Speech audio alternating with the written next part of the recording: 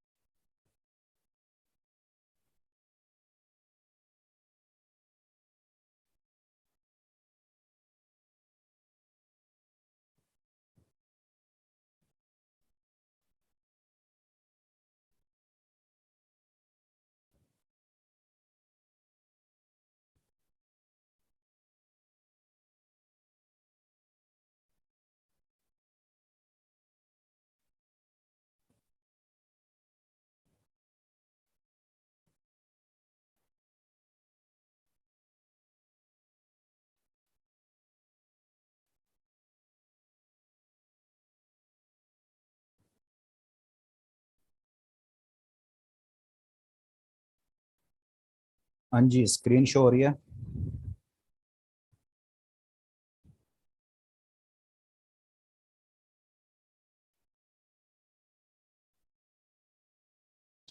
अच्छा जी, video show हो रही है।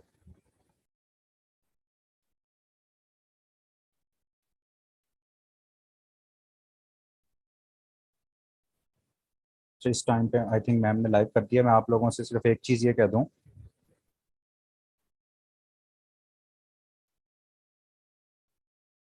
मैं आप लोगों से एक चीज़ ये कह दूं कि कल से, आज तो आप लोगों का क्योंकि ये यूट्यूब पर भी लाइव है, तो कल से आपका जो एमसीक्यूज वाला बैच जो इसका टेस्ट तो वैसे कल होगा आप लोगों का, लेकिन जो कल से प्रॉपर आपका स्टार्ट होगा तो जो जूम पे सिर्फ आप लोगों का वो जूम पे होगा, ठीक है। वो यूट्यूब के ऊपर हम लाइव नहीं जाया करेंगे। ये तो आपका करंट अफेयर्स के सारे लेक्चर यूट्यूब पे होते हैं तो इस वजह से। तो इसमें जो एक चीज़ मैंने ये बतानी थी कि मैं अभी काफ़ी सारे स्टूडेंट्स के नाम देख रहा हूँ। ये काफ़ी सारे तो माशाल्लाह से अपने प्यारे नामों के साथ ही हैं। ये जैसे गलेक्सी का नाम है, ठीक है, कोई इन्फिनिक्स से है, कोई किस से है। तो कल काइंडली अपने नाम के साथ आपने अपने ओरिजिनल नामों के साथ आना है, ठीक। अब मैं किसी को ये मुखातिब करता अच्छा नहीं लगता कि इन्फिनिक्स क्या हाल है आपका या गलेक्सी कैसे हो, ठीक है। तो इस तरह से ज़रा थोड़ा सा ये अपने ओरिजिनल नामों के साथ आप लोग आओगे ताकि मुझे भी पता हो कि कौन स्टूडेंट आ रहा है और कौन जो सा है वो नहीं आ रहा, ठीक हो गया। ये ज़रा थोड़ा सा आप लोगों ने ध्यान कर लेना।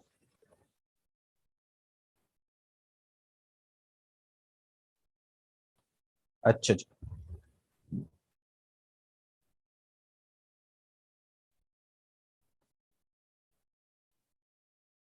कल अब इंशाल्लाह हमारा क्या होगा, जैसे हमारा जो बैच होना है उसमें रोज आपका एक, ये बेसिकली क्या है आपका टेस्ट सेशन है।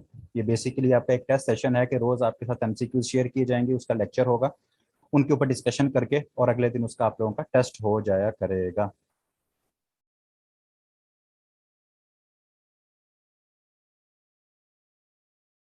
जी जी, वालेकुम अस्सलाम। चलें जी, करें स्टार्ट लेक्चर को।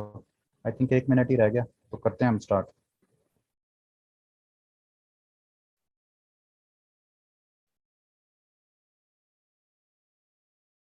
वीडियो किसने ऑन किया है? वीडियो ऑफ कर दो अल्लाह के बंदो। वीडियो ऑफ कर दो वरना मुझे ऑफ करनी पड़ेंगी। एक सेकंड।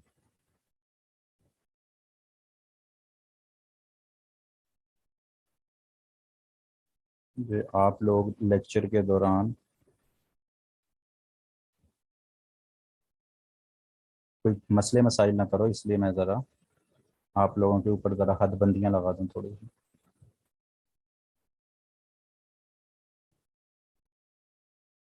चलो जी, इस दफ़ा जो हमारे पास करंट अफेयर्स हैं, हमारे पास जो करंट अफेयर्स हैं सितंबर का, जो हमारे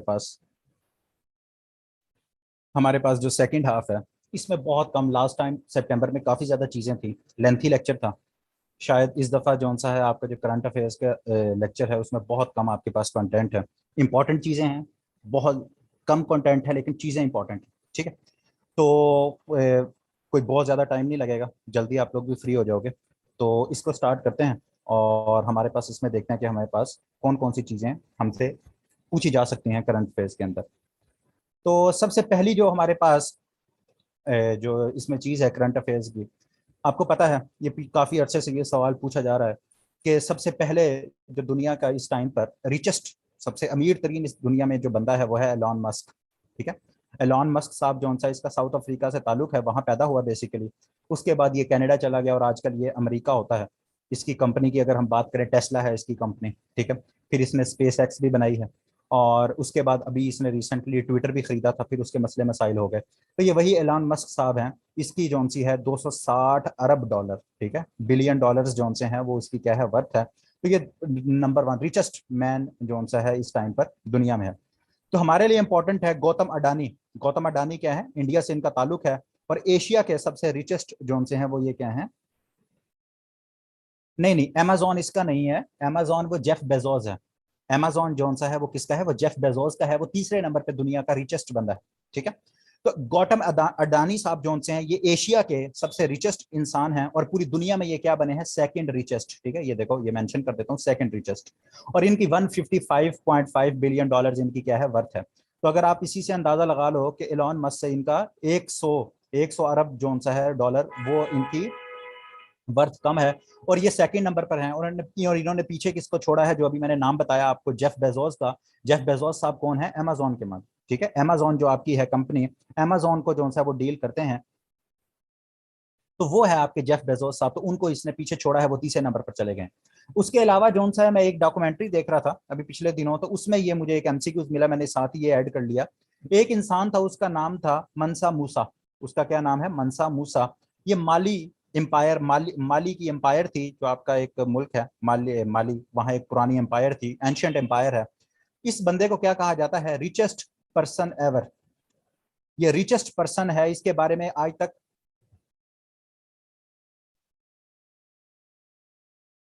स्क्रीन शो हो रही है, स्क्रीन शो हो रही है।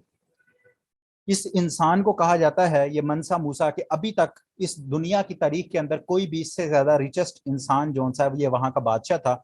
और इसकी जो वर्थ है, नेट वर्थ है, वो जो सी है क्या है, उसको क्या कहते हैं, उसके बारे में कहा जाता है कि वो कैलकुलेट ही नहीं की जा सकी आज तक, इतनी ज्यादा इसकी वर्थ है ये मनसा मूसा साहब की। ठीक है, तो ये भी साथ मुझे एक चीज अच्छी लगी, तो मैंने कहा चलो आप लोगों को साथ इसके ऐड कर देता हूँ।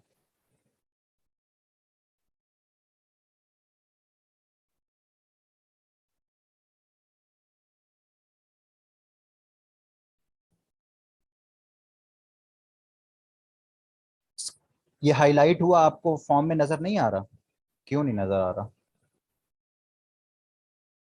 क्या आप लोगों का इशू है? बिल्कुल सही नजर आ रहा है, मैं यूट्यूब के ऊपर मैंने खुद देखा। जिनको नहीं शो हो रहा है, ये उनकी साइड से कोई इशू है। हाँ बिल्कुल क्लियर शो हो रही है स्क्रीन, मैंने यूट्यूब पे भी देखा। अच्छा, ये मैंने नीचे, आप ये पहले भी मैंने बहुत दफा एक्सप्लेन किया है, तो आज मैंने एक्सप्लेन नहीं करना था, तो मैंने साथ इसमें के अंदर एक छोटी सी पिक्चर ऐड कर दी है कि जो आपके स्टॉर्म्स होते हैं, जो आपकी हवा चल रही होती है, वो जब 73 माइल्स पर आर की स्पीड पर चलती है, तो उसको हम क्या कहते हैं, ट्रॉपिकल स्टॉर्म कहते हैं। उसको हम क्या कहते हैं, ट्रॉपिकल स्टॉर्म कहते हैं। और ये स्टॉर्म्स तीन तरह के होते हैं। एक ह्यूरिकेन होता है, एक आपका साइक्लोन होता है, और एक आपका टाइफून होता है।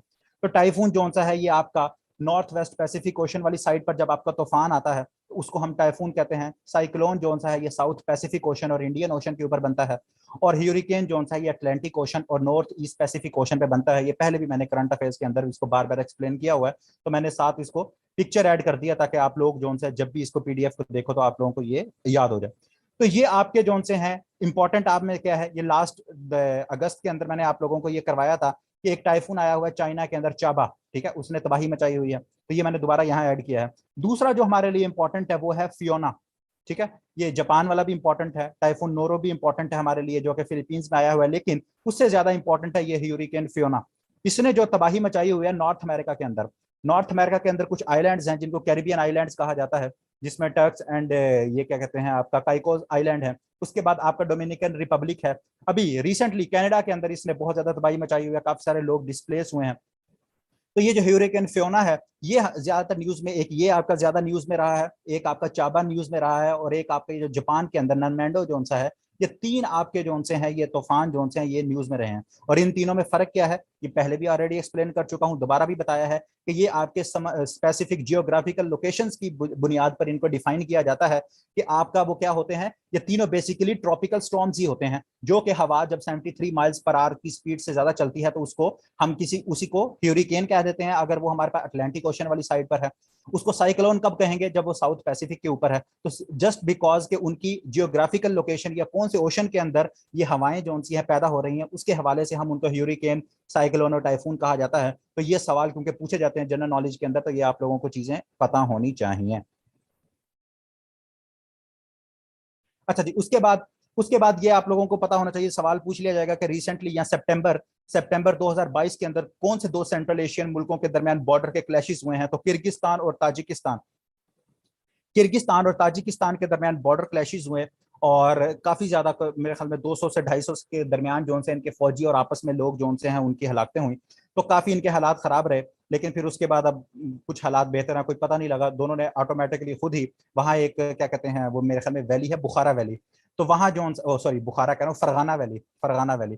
तो फरगाना वैली जो है उसके ऊपर शायद इनका कोई तनाजा था, तो दोनों की फौजें आमने सामने आई, टैंक वगैरह, तो इन्होंने एक दूसरे के ऊपर क्या है हमले वगैरह शुरू कर दिए। तो ये किर्गिस्तान और ताजिकिस्तान के बारे में पूछा जा सकता है कि रिसेंटली बॉर्डर क्लैशेस हुए हैं दो सेंट्रल एशियन मुल्कों के दरमियान, तो वो कौन से हैं आपके, किर्गिस्तान और ताजिकिस्तान। तो ये आप लोगों ने याद रखना है।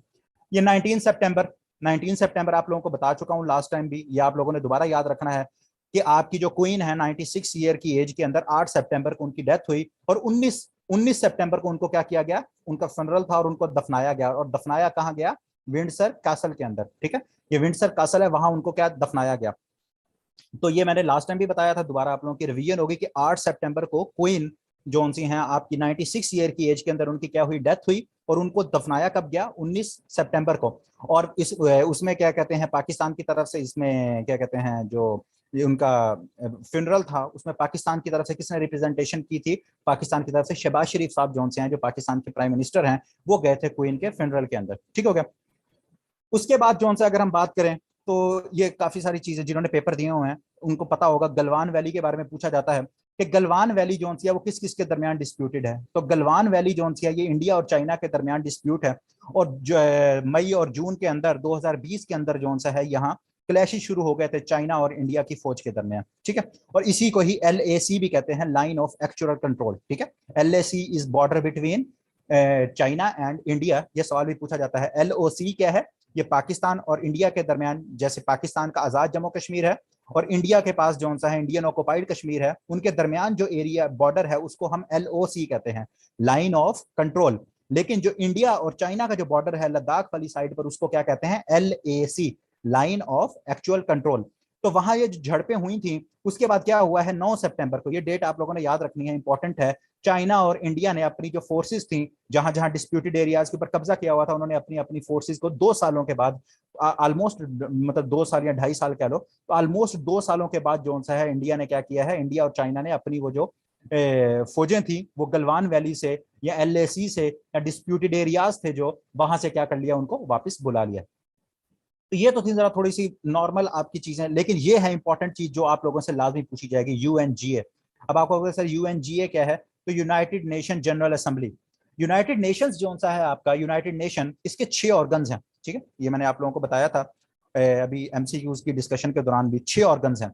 एक आपका सिक्योरिटी काउंसिल, एक आपकी जनरल असेंबली, एक आपका सेक्रेटेरिएट, एक आपका ट्रस्टीशिप काउंसिल, और एक आपका इकोनॉमिक काउंसिल, और लास्ट है ICJ, जिसे कहते हैं इंटरनेशनल कोर्ट ऑफ जस्टिस, ठीक है। ये 6 ऑर्गन्स हैं। तो उन 6 ऑर्गन में से वन ऑफ द ऑर्गन क्या है, UNGA, United nation general assembly. इसके 193 मेंबर्स हैं। UNGA के कितने मेंबर्स हैं, UNGA के 193 जोन से हैं, 193 जोन से हैं वो इसके मेंबर्स हैं। इसका जोन सा है हर साल सितंबर के अंदर इजलास होता है।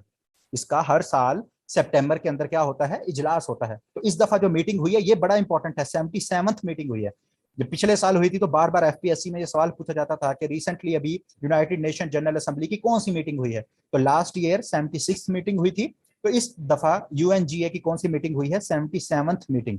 कौन सी मीटिंग हुई है? 77th meeting. तो ये जो सी आप लोगों ने क्या है इसको याद रखना है। 77th मीटिंग हुई है न्यूयॉर्क के अंदर। यूनाइटेड नेशन का जो सा हेडक्वार्टर का है न्यूयॉर्क के अंदर। तो न्यूयॉर्क के अंदर ये मीटिंग होती है, सितंबर के अंदर हर साल होती है। तो 77th मीटिंग हुई है। तो इसकी ओपनिंग हुई 13 सितंबर को, याद करने की जरूरत नहीं है। अच्छा, यूएन जनरल असेंबली का हर साल जो सा है वो प्रेसिडेंट चेंज होता है। पिछले साल कौन था? अब्दुल्ला क्या कहते हैं उसका नाम था, अब्दुल्ला शाहिद। उसका क्या नाम था? अब्दुल्ला शाहिद। और ये पीपीएससी में भी और एफपीएससी में भी सवाल बार बार पूछा गया कि यूएनजीए का असेंबली का सदर कौन है? तो वो अब्दुल्ला शाहिद। और वो उसका ताल्लुक कौन से मुल्क से है? उसका ताल्लुक था मालदीव से। तो वो अब आप लोग भूल जाओ, क्योंकि शायद अब बार बार उसको ना पूछा जाए। तो ये दोनों सवाल पहले भी पूछे गए थे कि यूएनजीए का सदर कौन है, तो वो था अब्दुल्ला शाहिद, उसका ताल्लुक था मालदीव से। और ये हर साल चेंज हो जाता है। तो इस साल जब मीटिंग स्टार्ट हुई तो इस साल अब प्रेसिडेंट कौन है? अब प्रेसिडेंट है साबा कुरैशी साहब। ये साबा कुरैशी साहब का ताल्लुक कहां से है? मैंने मेंशन किया हुआ है, हंगरी से है। तो ये अब प्रेसिडेंट बने हैं 77th जो सेशन हुआ है यूनाइटेड यूएनजीए का। मतलब अब अगले साल सितंबर 2023 तक ये जोन से हैं क्या बन रहेंगे? ये प्रेसिडेंट रहेंगे। वो जो अब्दुल्ला शाहिद वाले थे जो कि पिछले साल बने थे, वो अब आप लोग उसको भूल जाओ। अब आप लोगों से क्या पूछा जाएगा? ये साबा कुरैशी साहब जो उनसे हैं, ये हंगरी से इनका ताल्लुक है, हंगरी से। ये अब यूएनजीए के क्या है? प्रेसिडेंट हैं। इनसे इसको जो उसके साथ आपने कंफ्यूज नहीं करना, जो कि एंटोनियो गुटेरेस साहब हैं। वो यूएन के सेक्रेटरी जनरल हैं। वो क्या है? यूएन के सेक्रेटरी जनरल हैं। ये जनरल असेंबली के प्रेसिडेंट हैं। तो इन दोनों को आपस में कंफ्यूज आप लोगों ने नहीं करना। और ये सबसे ज्यादा अगर सितंबर में मुझसे पूछें तो आपकी हाईलाइट यूएनजीए ही है। और उसमें ये जो प्रेसिडेंट है, ये आप लोगों ने लाजमी याद रखना है कि अब हंगरी से जिसका ताल्लुक है वो क्या है? प्रेसिडेंट बन गए हैं यूनाइटेड नेशन जनरल असेंबली के। अच्छा जी, उसके बाद इसके ऊपर जो सा एक समिट वहां हुआ, ट्रांसफॉर्मिंग एजुकेशन समिट। ये भी आप लोगों से पूछा जा सकता है। इसके ऊपर मलाला यूसुफजई भी आई हुई थी और अफगानिस्तान से भी एक दो स्पीकर्स थे। तो ये भी इसी जनरल असेंबली के अंडर हुआ, जिसके अंदर के किस तरह से विमेन की एजुकेशन और ये सारी चीजें इसके ऊपर डिस्कशन थी। तो ये भी अगर पूछ लिया जाए तो इंपॉर्टेंट इतना नहीं है, लेकिन थोड़ा सा इसको देख लेना।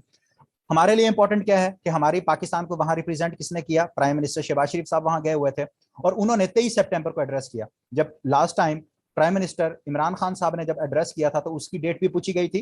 तो अब पीएम जो शहबाज शरीफ साहब हैं, उन्होंने कब एड्रेस किया? यूएन जनरल असेंबली को 23 सितंबर को उन्होंने खिताब किया।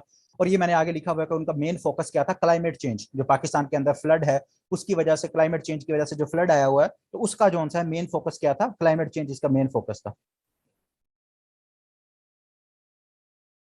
आवाज क्लियर है? आवाज क्लियर है? आपका में भी इशू हो, अगर किसी और का इशू आ रहा है तो मुझे बता दो।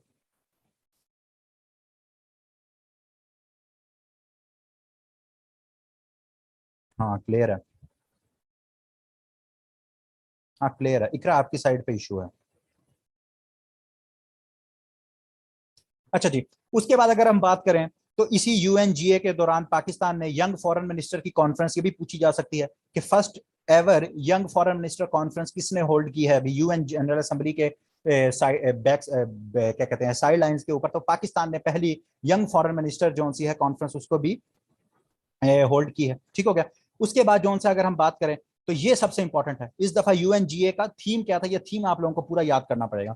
अ watershed movement transformative solution to interlocking challenge. ठीक है, आपके पास, आपको पता है यूक्रेन की जंग चल रही है और भी दुनिया के अंदर जोन से है ये पेट्रोलियम क्राइसिस आया हुआ है, इकोनॉमी के मसले चल रहे हैं। तो ये जो UNGA United nation general assembly का इस साल का थीम था, ये आप लोगों के लिए इंपॉर्टेंट है। ये आप लोगों ने क्या रखना है? इसको याद रखना है, ये पूछा जा सकता है। उसके बाद एक और इसी दौरान एक दो मीटिंग हुई, जैसे क्या कहते हैं प्राइम मिनिस्टर जो शहबाज शरीफ हैं, उन्होंने वहां से फ्रांस के प्रेसिडेंट से मुलाकात की। तो आपको फ्रांस के प्रेसिडेंट का नाम पता होना चाहिए, इमैनुअल मैक्रोन साहब।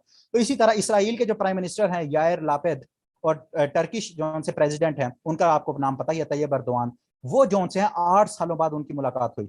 सॉरी 2008 के बाद, कि मैंने नीचे मेंशन किया हुआ है, ये है 2008। 2008 के बाद। ठीक है, तो आपको पता है पहले भी इनकी आपस में जो सा है वो क्या कहते हैं इसराइल और जो आपका क्या कहते हैं टर्की है या तुर्की ये है जो, तो इसके हालात खराब थे। तो पिछले दिन उनके प्रेसिडेंट भी वहां विजिट करने गए। तो ये इनके हालात अब काफी बेहतर हो रहे हैं। तो 2008 के बाद जोन सा है पहली दफा इसराइल के प्राइम मिनिस्टर की और टर्की के प्रेसिडेंट की पहली दफा जोन सी है फेस टू फेस मुलाकात हुई है। तो ये जोन सा, ये भी आप लोगों से इसका पूछा जा सकता है। उसके बाद जोन सा है अगर हम बात करें, तो उसके बाद अगर हम बात करें तो नैन्सी पेलोसी साहिबा, ये पेलोसी मैंने लिखा हुआ है, नैन्सी पेलोसी। आप लोगों को पता होगा लास्ट टाइम करंट अफेयर्स के अंदर मैंने आप लोगों को बताया था ताइवान के इशू के अंदर कि नैन्सी पेलोसी साहिबा कौन है। ये यूएस की जो दो हाउसेज हैं, एक उनका सेनेट कहलाया जाता है और दूसरा हाउस जो लोअर हाउस है उसको हाउस ऑफ रिप्रेजेंटेटिव कहा जाता है। तो जैसे हमारे पास नेशनल असेंबली है, वैसे यूएस का क्या है, हाउस ऑफ रिप्रेजेंटेटिव। जैसे हमारे स्पीकर हैं यहाँ राजा परवेज अशरफ, तो जो वहां हाउस ऑफ रिप्रेजेंटेटिव है उसकी जो स्पीकर है उनका क्या नाम है, नैन्सी पेलोसी साहिबा। उनका क्या है, नैन्सी पेलोसी साहिबा। तो ये अभी कहाँ गई हुई थी, ताइवान गई हुई थी। तो अभी इन्होंने ताइवान के बाद कहाँ दौरा किया है, आर्मीनिया का दौरा किया है।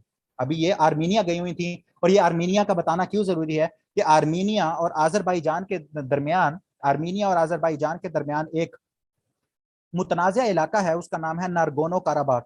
मैंने यहाँ लिखना था लेकिन मुझसे स्किप हो गया, आप लोग लिख लेना इसको, नारगोनो काराबाख, NARGONOKARABAKH, नारगोनो काराबाख। नारगोनो काराबाख का इलाका है, किस किस के दरमियान डिस्प्यूटेड है, अजरबैजान और आर्मीनिया के दरमियान। इसके ऊपर दोबारा इनकी जंग चली है। और इसमें जो सा है ऑब्वियस सी बात है, जब पेलोसी साहिबा आर्मीनिया जा रही हैं तो वो आर्मीनिया को सपोर्ट कर रही हैं। तो इसके ऊपर जो सा है ये मैं अगले करंट अफेयर्स में भी आपको थोड़ा सा बताऊंगा, क्योंकि आज जिनीवा के अंदर इनके ऊपर टॉक्स भी हो रही हैं। और फिर इंशाल्लाह इसको आगे के अंदर मैं थोड़ा सा और बताऊंगा कि टॉक्स जिनीवा के अंदर हो रही हैं अजरबैजान और आर्मीनिया के दरमियान। तो पहले भी इसकी कुछ टॉक्स वगैरह होती रही हैं, तो इसको थोड़ा सा और आगे डिटेल के अंदर डिस्कस करेंगे। अच्छा जी, तो ये चाइना के डिफेंस मिनिस्टर, इनका नाम अगर आप लोगों ने याद करना हो तो कर लेना, क्योंकि जनरल बाजवा साहब चाइना गए हुए थे, तो उन्होंने डिफेंस मिनिस्टर साहब से मुलाकात की है। तो अगर आप लोगों को ये इंपॉर्टेंट लगता है, इतना इंपॉर्टेंट है नहीं लेकिन चलो आप लोग इसको देख लेना कि जनरल वी फेंगी साहब जो उनसे हैं, ये चाइना के डिफेंस मिनिस्टर हैं। और पाकिस्तान के डिफेंस मिनिस्टर का आपको पता है नाम, ख्वाजा आसिफ साहब जो उनसे हैं, वो पाकिस्तान के इस टाइम पर क्या है, डिफेंस मिनिस्टर हैं।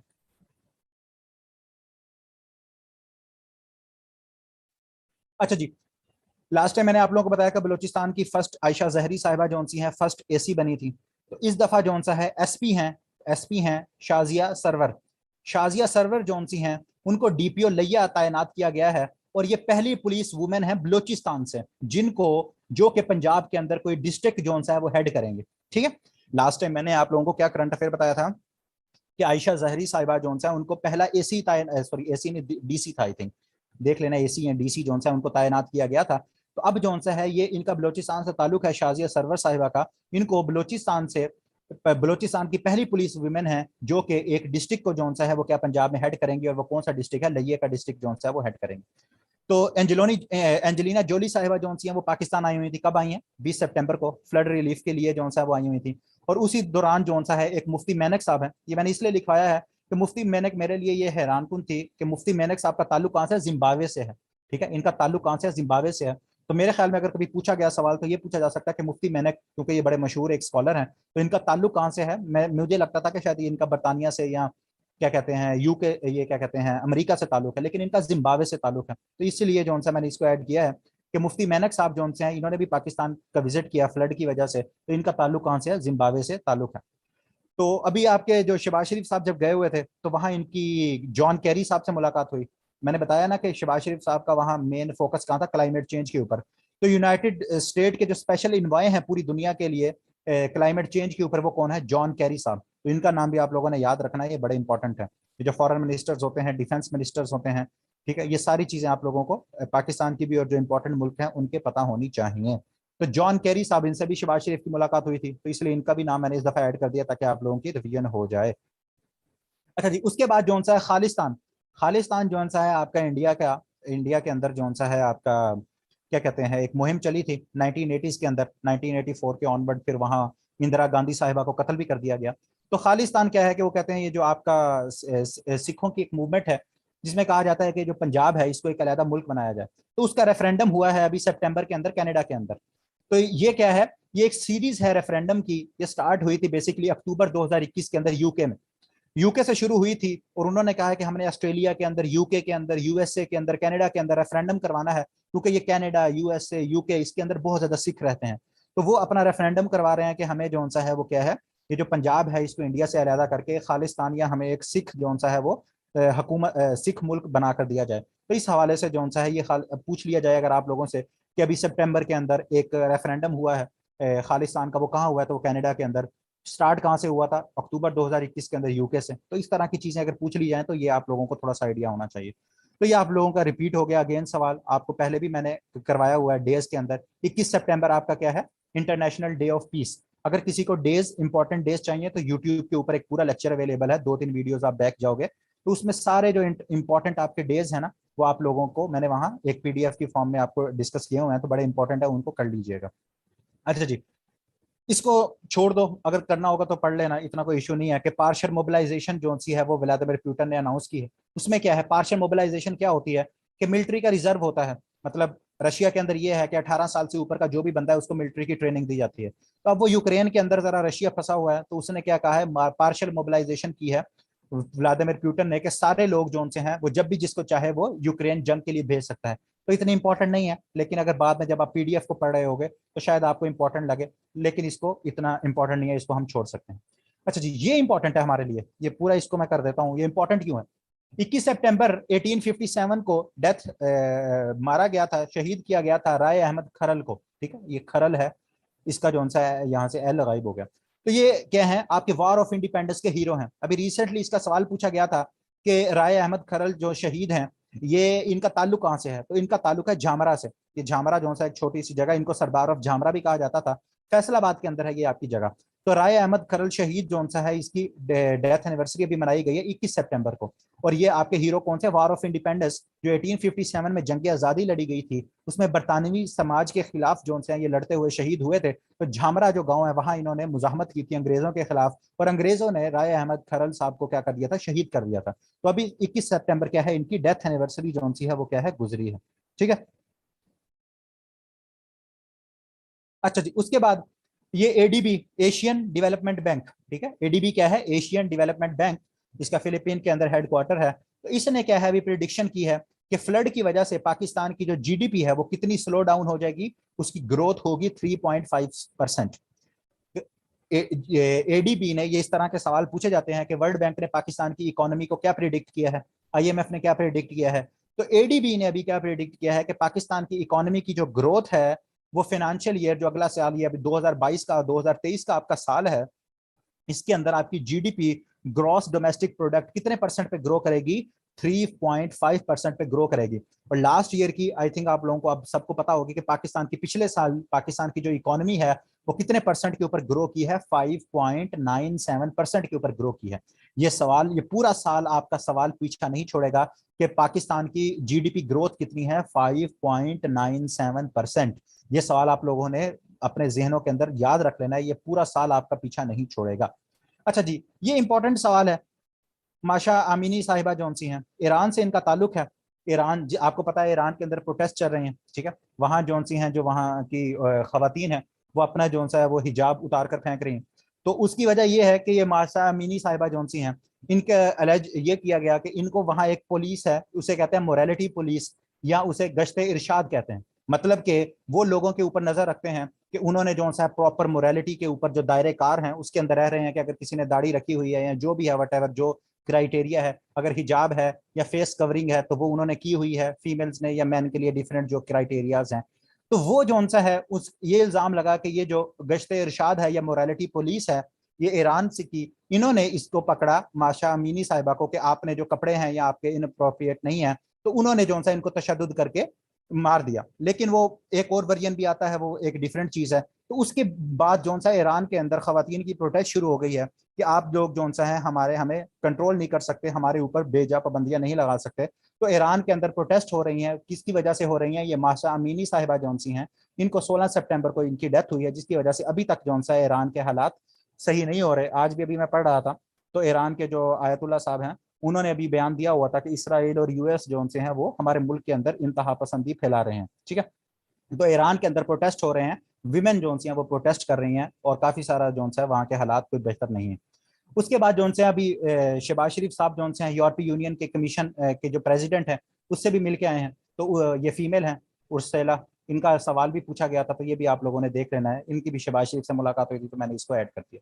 अच्छा, ये बड़ा इंपॉर्टेंट सवाल है, पूछा जाएगा मिरांडा वार्निंग्स जोन सी हैं अभी रिसेंटली कौन से पंजाब के अंदर कहाँ जोन सा है ये इंट्रोड्यूस किया गया है? ये मैं बताता हूँ मिरांडा वार्निंग्स क्या हैं आप लोगों को भी।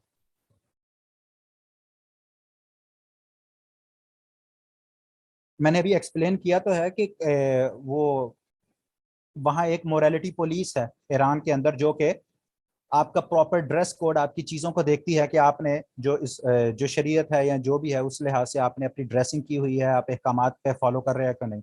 तो उनके मुताबिक कि इसने हिजाब वगैरह शायद नहीं पहना हुआ था, वट, तो इसकी वजह से ये इल्जाम लगता है कि मोरालिटी पुलिस ने तशद्दुद करके इसको कत्ल किया है, ये महसा अमीनी साहिबा को, जिसकी वजह से ये प्रोटेस्ट हो रहे हैं। अच्छा, मिरांडा वार्निंग्स जो सी हैं पंजाब की पुलिस के अंदर अभी रिसेंटली फैसलाबाद के अंदर, ये सवाल पूछा जाएगा मिरांडा वार्निंग्स का जो सिस्टम है अभी कहाँ शुरू हुआ है, फैसलाबाद के अंदर। ये क्या है, ये मैंने जैसे आगे लिखा हुआ है यूएस के, ये एक प्रोसेस है। मिरांडा वार्निंग्स क्या है, ये केस हुआ था। इसमें यह है कि जब भी आप किसी एक्यूज को, किसी भी मुलजिम को अरेस्ट करते हो, तो आप उसको, उसके पास ये राइट्स होते हैं, एक तो आप उसके ऊपर तशद्दुद नहीं करोगे, दूसरा आप क्या करते हो, दूसरा आप उसको लॉयर की सहूलत देते हो, दूसरा अगर आप उसको कहो, वो कहता है कि मेरे पास राइट है कि मैं सिर्फ जज के सामने जाके बोलूंगा, मैं खामोश रहूंगा, तो ये भी उसका राइट है। ये सारे क्या है, मिरांडा वार्निंग्स के अंदर आते हैं। ये मिरांडा क्या है मैं बता रहा हूँ कि एक केस चला था यूएस के अंदर, जिसके अंदर उस यूएस ने एक जजमेंट दी, फिर उसको कहा गया कि ये मिरांडा वार्निंग है, तो कोई भी पुलिस वाला किसी भी इंसान को जब पकड़ेगा तो वो उसे वार्निंग देगा, उसे कहेगा कि you have a right to stay silent, you have a right to a lawyer, और उसके बाद उसको कोई टॉर्चर नहीं किया जाएगा, उसको तशद्दुद नहीं किया जाएगा। तो ये मिरांडा वार्निंग जो सी हैं, ये पंजाब पुलिस ने पहली दफा फैसलाबाद के अंदर ये सिस्टम इंट्रोड्यूस करवाया है। ठीक हो गया, तो ये आप लोगों को इसका भी सवाल लाजमी पूछा जाएगा। उसके बाद पाकिस्तान और इराक ने अभी फेरी सर्विस शुरू की है, मतलब अभी एग्री किया है उसके कराची और बसरा के दरमियान। आपको पता है कि इराक के अंदर बहुत जो सा है वो हॉली प्लेसेस हैं, ठीक है, वहाँ बहुत ज्यादा हॉली प्लेसेस हैं, यहाँ से लोग वहाँ जाते हैं, श्राइन्स हैं वहाँ बहुत बड़े। तो इसकी वजह से जो सा है एक फेरी सर्विस शुरू करने का फैसला किया गया है पाकिस्तान और इराक ने अभी रिसेंटली। तो ये सवाल भी आप लोगों से पूछा जा सकता है। अच्छा, ये सवाल बड़ा इंपॉर्टेंट है, ये जरा सुन लो। ये आप लोगों ने, ये जो पुराने स्टूडेंट्स हैं उनके लिए भी इंपॉर्टेंट है, और जो नए हैं उनके लिए भी इंपॉर्टेंट है। अच्छा जी,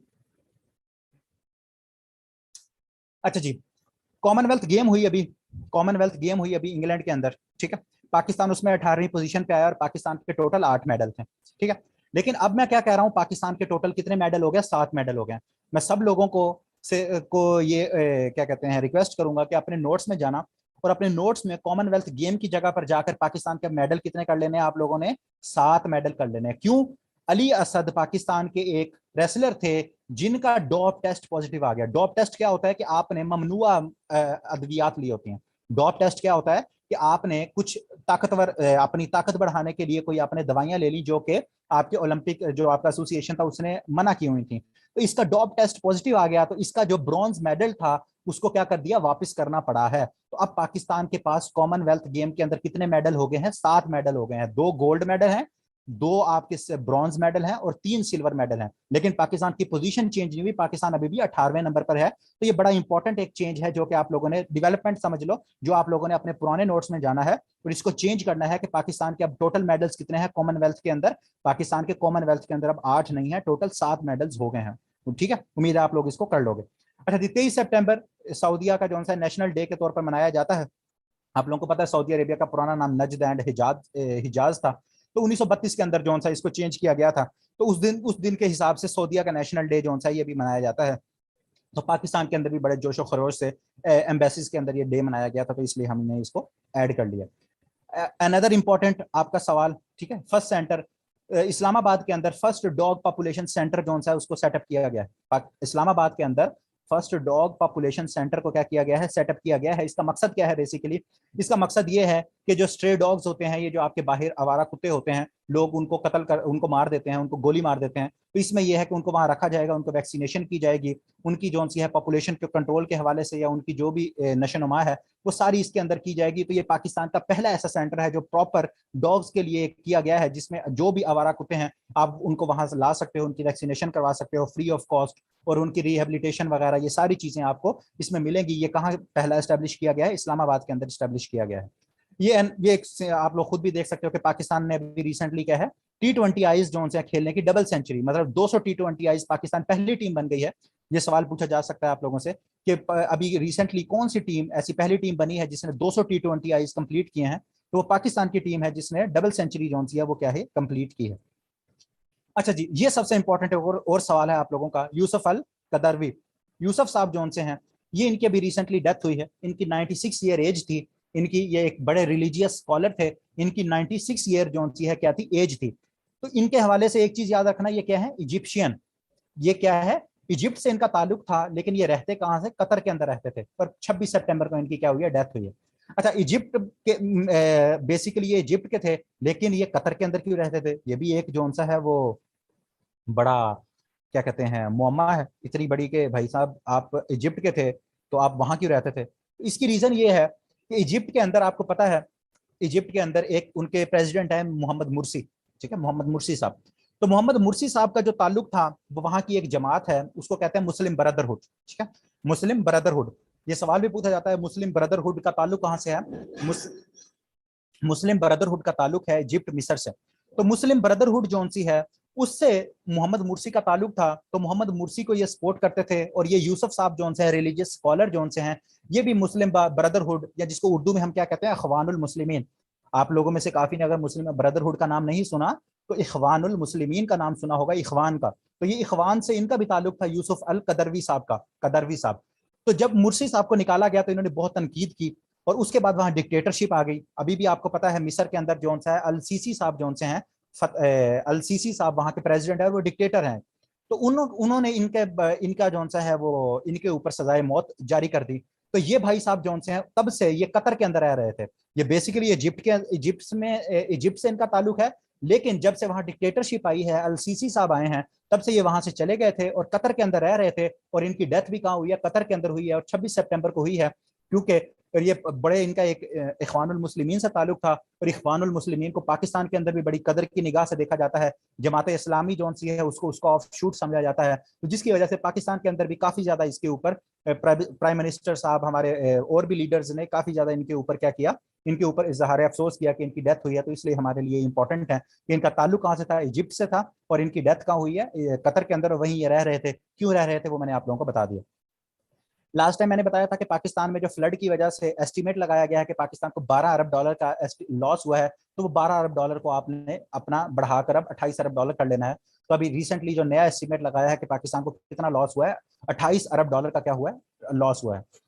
अनदर इंपॉर्टेंट चीज आप लोगों के लिए, ये डेट बेशक याद ना रखना, लेकिन ये अब आप लोगों को पता होना चाहिए कि पाकिस्तान का नया वजीर खजाना कौन है? इसहाक डार, ठीक है, इसहाक डार साहब जो हैं वो पाकिस्तान के नए फाइनेंस मिनिस्टर जो हैं वो बन गए हैं। तो ये पाकिस्तान आए थे, इन्होंने सेनेटर बने हैं पहले, और उसके बाद ये फाइनेंस मिनिस्टर पाकिस्तान के बन गए हैं। पहले कौन थे? पहले मिफ्ता इस्माइल साहब थे। तो मिफ्ता इस्माइल साहब जो हैं वो क्या कहते हैं, उनकी अब मुद्दत में याद खत्म हो गई थी। तो उसके बाद जो सी है अब फाइनेंस मिनिस्ट्री किसके पास चली गई है? इसहाक डार साहब के पास फाइनेंस मिनिस्ट्री जो सी है वो चली गई है।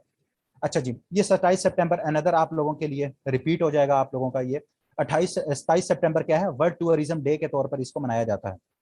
अच्छा जी, इसको देख लेना, शायद पूछ भी लिया जाए ना भी पूछा जाए कि इंडिया के अंदर एक तंजीम है, जमात है, popular front of India, PFI, ठीक है। तो इसका शायद पूछ लिया जाए कि अभी रिसेंटली इंडिया ने एक इस्लामिक ग्रुप को बैन किया है, उस ग्रुप का नाम क्या है? तो पीएफआई। इतना इंपॉर्टेंट नहीं है, लेकिन बट स्टिल अगर हम कर रहे हैं तो इतना कोई इशू नहीं है अगर हम इसको थोड़ा सा जहन में रख सकते हैं कि पीएफआई को अभी रिसेंटली कौन से मुल्क ने बैन किया है? तो इंडिया ने बैन किया है। अच्छा जी, ये इंपॉर्टेंट है हमारे लिए। मोहम्मद बिन सलमान, एमबीएस क्या है? Mohammed bin Salman, crown prince of Saudi Arabia, ठीक है। इस टाइम पर सऊदीया का जो बादशाह है उसका क्या नाम है? क्या कहते हैं, सलमान, ठीक है। उसका क्या नाम है? उसका नाम है बिन सलमान, सॉरी सिर्फ सलमान जोन सा है। और जो अभी क्राउन प्रिंस है जो उसके बाद बादशाह बनेगा उसका नाम है मोहम्मद बिन सलमान। तो वो जो किंग हैं उन्होंने मोहम्मद बिन सलमान को प्राइम मिनिस्टर के तौर पर नॉमिनेट किया है अभी। और ये प्रीवियसली क्या थे मोहम्मद बिन सलमान? ये प्रीवियसली नाइब वजीर आजम थे और वजीर दिफा थे, डिफेंस मिनिस्टर थे। लेकिन उनसे उनको नाइब वजीर आजम से कहां प्रमोट कर दिया गया है? प्राइम मिनिस्टर के तौर पर प्रमोट कर दिया गया है। और पहले इनके पास एक और ओहदा क्या था? एमबीएस के पास, मोहम्मद बिन सलमान के पास वजीर दिफा का ओहदा था। और वजीर दिफा का ओहदा उनके भाई को दे दिया गया है जिनका क्या नाम है? प्रिंस खालिद, ठीक है। पहले ये डिफेंस मिनिस्टर का ओहदा किसके पास था? मोहम्मद बिन सलमान के पास था। अब मोहम्मद बिन सलमान को प्राइम मिनिस्टर के तौर पर प्रमोट कर दिया गया है।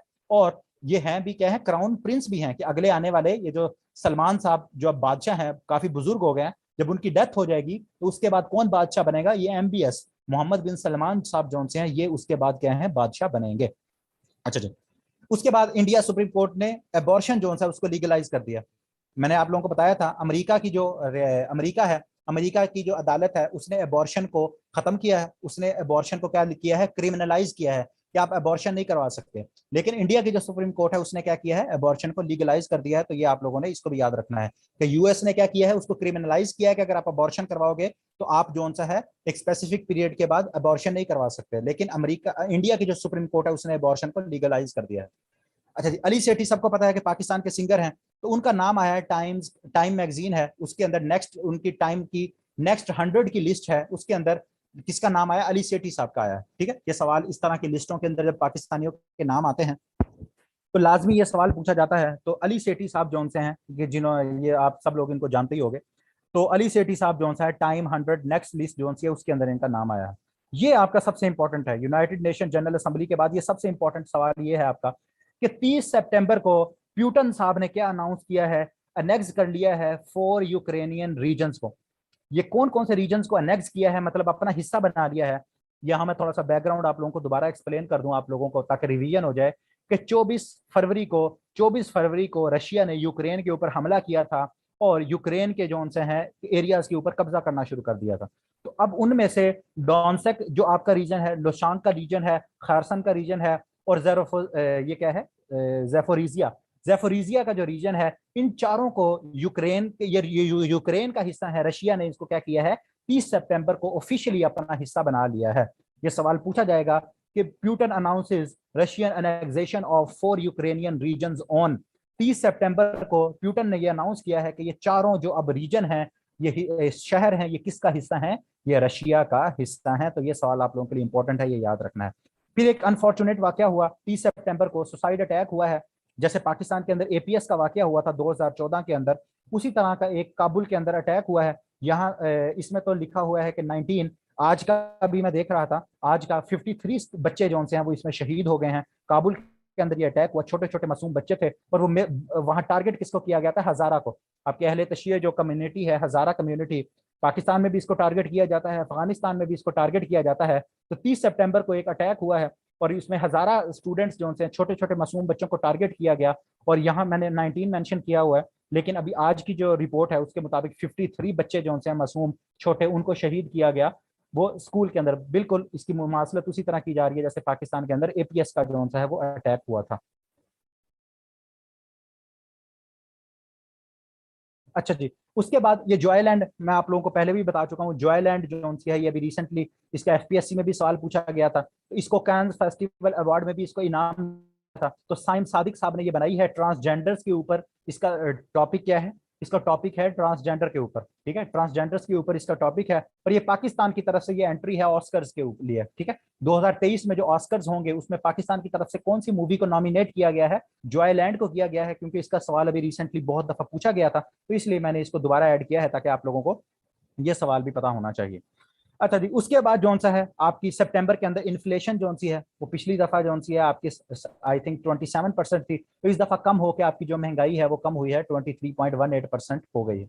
ये नॉर्ड स्ट्रीम के बारे में आप लोग खुद पढ़ लोगे, इतना कोई इशू नहीं है। इसके अंदर गैस लीक हुई है, तो न्यूज में था, तो मैंने कहा आप लोगों को ये बता दूं कि नॉर्ड स्ट्रीम के बारे में पूछा जाता है कि ये किस किस को ये सप्लाई किसको करती है। रशिया से गैस जाती है आपकी जर्मनी, तो ये आपकी सप्लाई लाइन को क्या कहते हैं, नॉर्ड स्ट्रीम पाइपलाइन कहते हैं। तो ये आप लोगों को आई थिंक पता होगा। अच्छा जी, उसके बाद ये बड़ा इंपॉर्टेंट है, इंडोनेशिया के अंदर एक स्टैम्पीड हुई है। स्टैम्पीड क्या होती है, ये जो आपके धक्कम पेल हो जाती है, लोग एक दूसरे के पाँव के नीचे आके जो फोत हो जाते हैं, बिल्कुल ऐसे जिसे कहते हैं ना हंगामा मच जाता है। इसी तरह फुटबॉल स्टेडियम के अंदर एक धक्कम पील हुई है। ये कहाँ हुई है, इंडोनेशिया के अंदर 174 लोग उसके अंदर डेथ हो गई है उनकी, 174। कहा जा रहा है कि दुनिया की तारीख के अंदर सबसे खतरनाक तरीन जो सी है ये स्टैम्पीड हुई है, और ये कहाँ हुई है, इंडोनेशिया के अंदर हुई है, जिसमें 174 लोग क्या है उनकी डेथ हो गई। उसके बाद इसको भी देख लेना, क्या कहते हैं, ये एंटोनियो इनोकी साहब, ये रेसलर हैं जापान से, ये बड़े इंपॉर्टेंट है। ठीक है, इनकी अभी रिसेंटली डेथ हुई है 1 अक्टूबर को। ठीक है, इनकी 1 अक्टूबर को क्या हुई है, इनकी डेथ हुई है। ये पाकिस्तान भी आए हुए हैं। एक पाकिस्तान के अंदर ये अभी पाकिस्तान के जो शहबाज शरीफ साहब है उनके साथ इनकी तस्वीर भी है। शहबाज शरीफ साहब ने भी इनके उसके ऊपर बड़ा अफसोस का इजहार किया। तो ये बड़े फेमस रेसलर थे, और ये जो उनसे हैं पाकिस्तान आई थिंक 2-3 दफा ये आ चुके हैं। तो इनके भी रिसेंटली इनका जापान से ताल्लुक था, तो इनकी क्या है, डेथ हुई है। तो ये आप लोगों ने इसको भी याद रखना है। अच्छा जी, ये सवाल अभी रिसेंटली इटली के अंदर इलेक्शन हुए हैं, तो ब्रदर ऑफ इटली जो पार्टी है उसने विन किया है। तो ये जो जॉर्जिया मेलोनी साहिबा हैं, ये अभी बनी नहीं है, बन जाएंगी। जब ये बनेगी तो मैं दोबारा रिपीट करवाऊंगा ये सवाल आप लोगों को, तब आप लोगों को ये याद हो जाएगा। ये इसलिए इंपॉर्टेंट है, एक तो ये first female prime minister of Italy बनेगी। दूसरा, ये जो आपको याद होगा कि सेकंड वर्ल्ड वॉर के दौरान मोसोलिनी साहब थे एक इटली के, जिसको कहा जाता है फाशिस्ट थे, ठीक है। आप पाकिस्तान में भी आजकल बड़ा नाम सुनते होगे, पहले भी सुनते होगे, फाशिस्ट। वो बड़ा फाशिस्ट हुक्मरान है। तो इसको कहा जाता है कि ये बहुत ज्यादा क्या है, फाशिस्ट है। ये जो उनकी है मोसोलिनी साहिब को अपना बड़ा आइडियल मानती है। तो इसलिए इटली के अंदर ये इसके आने की वजह से काफी सुर्खियां लग रही हैं, बड़ी न्यूज बन रही हैं। तो इसको हम दोबारा भी देखेंगे। अभी आप लोग लिख लो, यही बनेगी प्राइम मिनिस्टर, क्योंकि इसकी पार्टी जीत गई है। तो यही प्राइम मिनिस्टर बनेगी। तो जब ये प्रॉपर हलफ उठा लेंगी तो तब मैं दोबारा भी लिखवा दूंगा। लेकिन आप लोगों को ये पता होना चाहिए, बड़ा इंपॉर्टेंट है, ये बहुत ज्यादा न्यूज में है आजकल। और इसकी काफी ज्यादा चीजें जो कि आप लोगों को पता लग जाएंगी आज आने वाले वक्तों के अंदर कि ये क्या चीज है। अच्छा जी, उसके बाद ये मैं इसको बाद में डिस्कस कर लेता हूँ। ये आजकल न्यूज में ये ये अभी रिसेंटली बाबर आजम ने 3,000 रन T20I के अंदर कंप्लीट किए हैं। और फास्टेस्ट बना है कोहली का रिकॉर्ड जो सा है उसको इक्वल किया है, तोड़ा नहीं है। कोहली साहब ने भी 21 इनिंग्स के अंदर जो सा है 3,000 रन बनाए थे। और बाबर आजम ने भी 81st इनिंग्स के अंदर ये रन बनाए हैं। और आपको पता है, ये स्पोर्ट्स के लेक्चर के अंदर मैंने एक दफा बताया था, या नहीं भी पता तो आप लोगों को याद रखना चाहिए कि T20 के अंदर पाकिस्तान की तरफ से हाईएस्ट रन स्कोरर कौन है, ये बाबर आजम ही, ठीक है, ये बाबर आजम ही है। अच्छा जी, अब ये लास्ट ये दो ये यहाँ तक मुझे बताओ, कोई मसला तो नहीं है? फिर मैं ये आखिरी ये मैंने एक दो वजह से ऐड किया था। यहाँ तक चीजें क्लियर है? कोई सवाल हो, कोई जवाब हो? लिंक मिल जाएगा इंशाल्लाह, कभी आज तक आपको वो PDF मिल जाएगी, टेंशन क्या है। क्लियर है?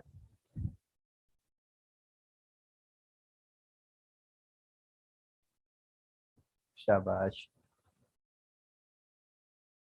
ओके है। चलो जी, चलो ये लास्ट चीज करंट अफेयर्स में तो नहीं है, लेकिन आपको पता है आजकल पाकिस्तान के अंदर एक फ्री का ही प्रोपेगेंडा चल रहा है ट्रांसजेंडर बिल के ऊपर, ठीक है, ट्रांसजेंडर राइट्स जो आपका बिल है। तो मैंने कहा कि इसका सवाल सीधी सी बात है, जब एक चीज न्यूज में होती है उसके ऊपर कोई डिस्कशन हो रही होती है, ठीक है, कोई डिस्कशन हो रही होती है, तो आप लोगों को पता है कि उसके ऊपर बार बार सवाल पूछे जाते हैं, ठीक है। तो इसीलिए मैंने ये इसको भी डिस्कस साथ ही कर लिया है। तो ट्रांसजेंडर जो आपका बिल है, एक तो ये चीज याद रख लो कि ट्रांसजेंडर जो राइट्स बिल है, जो आपके ख्वाजा सरा होते हैं, उनके लिए ये एक बिल पेश किया गया था। ये जो आज का बिल नहीं है, हमारा मसला ये होता है कि हमें इंग्लिश या उर्दू में भी बिल हो तो वो 4-5 साल बाद हमें वो उसकी वर्डिंग समझ आती है, ठीक है। जैसे करारदाद पाकिस्तान है, तो वो भी हमें काफी अरसे बाद जाकर समझ आई, पहले हम उसको क्या समझते रहे थे। तो इसी तरह जो सा है, ये जो आपका ट्रांसजेंडर राइट बिल है, ये आपका सबसे पहले सेनेट से अप्रूव हुआ था। 7 मार्च 2018 में सेनेट में इसको पेश किया गया था। मैं कर देता हूं, मैं बाद में कर देता हूं। ये ट्रांसजेंडर जो राइट बिल है, ये आपका, क्योंकि आपको पता है कि आपके दो हाउस हैं, एक सेनेट है और एक नेशनल असेंबली है। याद रखिएगा, ये लाजमी नहीं है कि आपका बिल पहले सेनेट में पेश हो और फिर नेशनल असेंबली में पेश हो। आपका बिल पहले नेशनल असेंबली में भी पेश हो सकता है, बाद में सेनेट से पेश हो सकता है, फिर प्रेसिडेंट अप्रूव करे। या क्या हो सकता है, या पहले सेनेट में पेश हो जाए, फिर कौमी असेंबली में पेश हो जाए, फिर प्रेसिडेंट उसको अप्रूव कर दे। ये तीनों प्रोसेस हो सकते हैं, इसमें कोई टेंशन की बात नहीं है कि सर पहले तो ज्यादातर बिल जो से हैं वो कौमी असेंबली में पेश होते हैं फिर सेनेट में जाते हैं। नहीं, पहले सेनेट में भी बिल पेश हो सकता है, फिर सेनेट से होते हुए कौमी असेंबली में आ सकता है, फिर प्रेसिडेंट अप्रूव कर सकता है। तो सेनेट ने 7 मार्च को इसको अप्रूव किया और कौमी असेंबली ने 9 मई 2018 को इसको अप्रूव कर दिया और प्रेसिडेंट ने 18 मई को इसके ऊपर दस्तखत कर दिए। और ये जो आपका ट्रांसजेंडर राइट बिल है, ये पाकिस्तान का एक्ट बन गया, ठीक है। जब पेश किया जाता है तो बिल होता है, जब प्रेसिडेंट साइन कर देता है तो वो एक एक्ट ऑफ पार्लियामेंट बन जाता है। तो ये ट्रांसजेंडर एक्ट जो सा है, ये आपका मई 2018 के अंदर क्या है, ये पेश किया गया था। उस टाइम पर आपके ममनून हुसैन जो से हैं वो प्रेसिडेंट थे।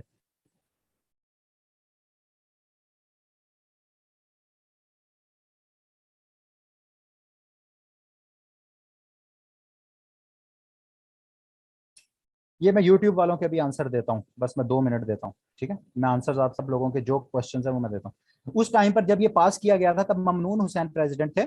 और जो आपकी PMLN की गवर्नमेंट थी तब वो खत्म हो रही थी, ठीक है, क्योंकि आपको पता है उसके बाद आपका फिर केयर टेकर सेटअप आ गया था। और फिर जुलाई के अंदर 25 जुलाई को इलेक्शन हुए थे आपके, ठीक है। तो ये जो सा है, ये आपका ट्रांसजेंडर जो राइट बिल है, इसके बारे में ये सवाल, क्योंकि ये आजकल न्यूज में है, हर जगह इसके बारे में चर्चा हो रहा है, ठीक है। तो ये जो सा है, इसके बारे में सवाल मेरे ख्याल में आप लोगों को, अगर ये तीनों आप लोगों ने याद रखने हैं, इनके बारे में आप लोगों से सवाल पूछ लिया जाएगा। और ये आप लोगों को अगर पूछ लिया जाए कि पाकिस्तान ने 32 से 34 अरब डॉलर जो से हैं वो कर्जे के मद में इस साल जो हैं वो पे करने हैं, तो ये भी आप लोग इसको देख लेना। अच्छा, किसी ने कहा कि सर ये पहला पॉइंट एक्सप्लेन कर दें, तो पहला पॉइंट क्या है, दुनिया में सबसे ज्यादा अमीर तरीन इंसान, दुनिया में सबसे ज्यादा अमीर तरीन इंसान जो सा इस टाइम पर कौन है, एलॉन मस्क साहब हैं, जिनकी 260 अरब डॉलर जो सी है वो क्या है, उनके पास पैसा है। उसके बाद दूसरा जो इंपॉर्टेंट है वो है गौतम अडानी, इंडिया से इसका ताल्लुक है और ये दुनिया का दूसरा रिचेस्ट जो सा है वो इंसान जो सा है वो क्या है, बन गया है। ठीक है, तो ये मैंने बस आप लोगों को बताना था। उसके अलावा कोई सवाल है तो आप पूछो, बाकी मैं आप लोगों के अब आंसर्स देता हूँ।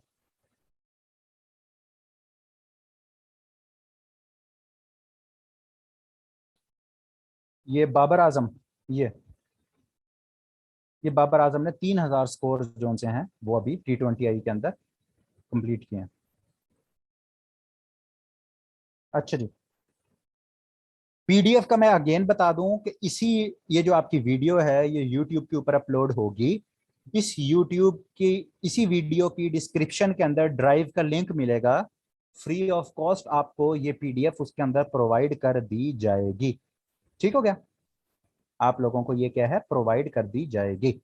हर दफा बताता हूँ, पिछली वीडियोस की भी इसके अंदर मिल जाएगी और ये भी आप लोगों को मिल जाएगी। उसके बाद जौन सा है, जो स्टूडेंट ये पूछ रहे हैं कि आपका जौन सा दूसरा बैच है, बादशाह था, बादशाह के पास क्या सोर्स ऑफ इनकम होगी ये मूसा साहब जौन से हैं, बादशाह है, बादशाहों को अब कोई कहे कि वो जहीरुद्दीन बाबर इतना अमीर कौन था, या जहांगीर अमीर, बादशाह हैं, अवाम को लूटो और उसके बाद अमीर हो जाओ। ठीक है, उसके बाद ये जो सवाल, ये जो आपका एमसीक्यूज वाला बैच है, जो टेस्ट सेशन है आपका, जो कि आज भी है, जैसे आपका करंट अफेयर्स है, इसका कल टेस्ट होगा आप लोगों का, तो उसके बाद जो आगे आपका पूरा मंथ, ये जो पेड आपका जूम के ऊपर बैच है, ये मैं ही करवाऊंगा, मैं ही करवाऊंगा, मैं ही करवाऊंगा। और ये टेस्ट सेशन आपका जो सा है ये जूम के ऊपर होगा, ये यूट्यूब के ऊपर लाइव नहीं होगा। ठीक हो गया।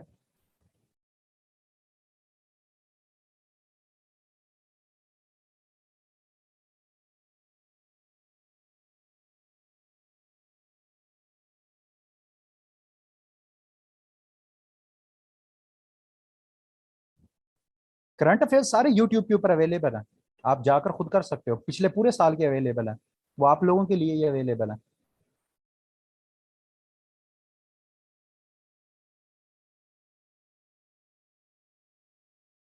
ट्रांसजेंडर बिल वाला पार्ट यार, उसको वो कंट्रोवर्शियल है, उसको एक्सप्लेन करने की जरूरत आई थिंक है नहीं,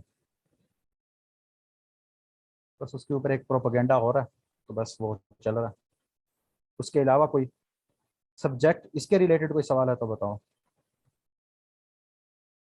नहीं, अभी इंग्लिश के रिलेटेड कोई लेक्चर्स अपलोड हो नहीं सकते, क्योंकि अभी एक मंथ में ये टेस्ट सेशन के अंदर बिजी होऊंगा, कि कल से इंशाल्लाह, बल्कि आज से ही स्टार्ट है तो कल इनका टेस्ट भी होना है। तो अभी एक मंथ तो बिल्कुल, ये जो बैच स्टार्ट हुआ है एमसीक्यूज वाला, तो मैं इसके अंदर बिजी हूँ, तो अब कोई और बैच साथ तो मैं नहीं लेकर चल सकता, तो इसलिए अभी तो बस यही आपका बैच चलेगा। ठीक है,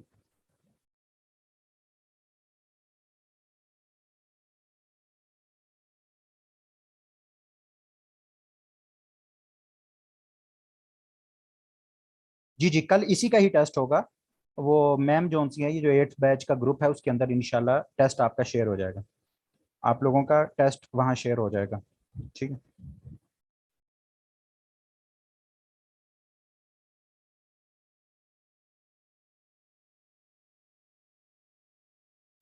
ठीक है। मैम लाइव स्ट्रीमिंग एंड कर दें आप, और ये जो जूम के ऊपर स्टूडेंट्स हैं, कल से आप लोग लेट नहीं हो गए। ठीक है, आज आप लोग लेट आ गए हो तो ठीक है, कल से इंशाल्लाह आप लोग लेट नहीं होगे। और बाकी जौन सा है, जो स्टूडेंट्स रजिस्ट्रेशन बाकी करवा लेंगे, तो कल फिर आप लोगों से जूम पे मुलाकात होगी इंशाल्लाह। ठीक, जिनकी रहती है रजिस्ट्रेशन तो वो आप लोग करवा सकते हो।